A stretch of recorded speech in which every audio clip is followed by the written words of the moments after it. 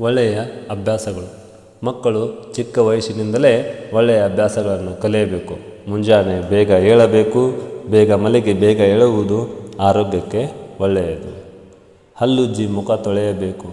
ಹಲ್ಲುಗಳನ್ನು ಶುಚಿಗೊಳಿಸುವುದರಿಂದ ಹಲ್ಲು ಹುಳುಕಾಗುವುದು, ಬಾಯಿಯಿಂದ ಕೆಟ್ಟ ವಾಸನೆ ಬರುವುದನ್ನು ತಪ್ಪಿಸಬಹುದು. ಹಲ್ಲುಜ್ಜಿ ಮುಖ ತೊಳೆದ ನಂತರ ಪಾಠವನ್ನು ಅಭ್ಯಾಸ ಮಾಡಿಕೊಳ್ಳಬೇಕು.